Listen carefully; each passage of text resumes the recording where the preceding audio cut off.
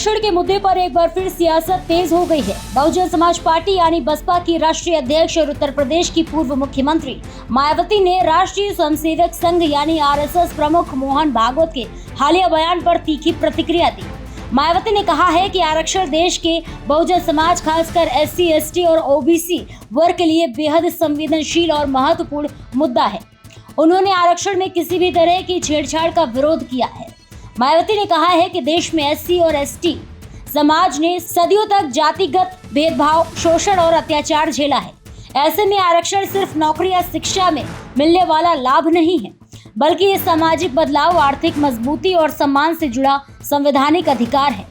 उन्होंने कहा कि आरक्षण का उद्देश्य उन वर्गों को बराबरी का अवसर देना है जिन्हें लंबे समय तक सामाजिक व्यवस्था में पीछे रखा गया। बसपा प्रमुख ने आरक्षण में क्रीमी लेयर लागू करने की बात पर भी आपत्ति जताई। उन्होंने इसे अनुचित बताया और कहा है कि एसटी और एससी वर्ग के आरक्षण के साथ किसी भी तरह की ऐसी व्यवस्था बाबा साहेब डॉक्टर भीमराव अंबेडकर के संविधान के मूल उद्देश्यों के खिलाफ होगी। मायावती ने आरएसएस से आरक्षण के मुद्दे पर राजनीति नहीं करने की अपील की है। उन्होंने कहा है कि आरएसएस को बाबा साहेब अंबेडकर के मानवतावादी और कल्याणकारी संविधान का पूरा सम्मान करना चाहिए। साथ ही उन्होंने आरक्षण में किसी भी तरह की छेड़छाड़ की वकालत से बचने की बात कही।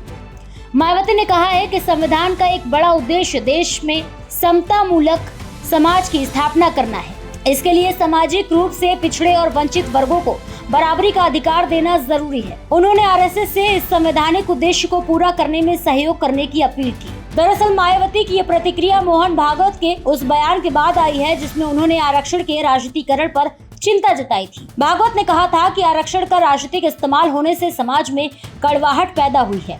उन्होंने ये भी कहा था कि जिन लोगों को आरक्षण का लाभ मिल रहा है उन्हें स्वेच्छा से इस लाभ को छोड़ने के बारे में सोचना चाहिए।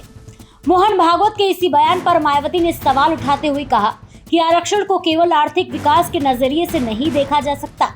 उनके मुताबिक जातिवाद का असर समाज के हर स्तर पर दिखाई देता है और आज भी बड़ी संख्या में लोग जातिगत भेदभाव का सामना करते हैं। मायावती ने कहा है कि आरक्षण उन करोड़ों लोगों को समानता और सम्मान दिलाने का माध्यम है जो सदियों से शोषित, पीड़ित, उपेक्षित और तिरस्कृत रहे हैं। उन्होंने आरोप लगाया है कि आरक्षण को लेकर ऐसी बातें जातिवादी सोच को बढ़ावा दे सकती हैं और इससे संवैधानिक उद्देश्यों को नुकसान पहुंच सकता है।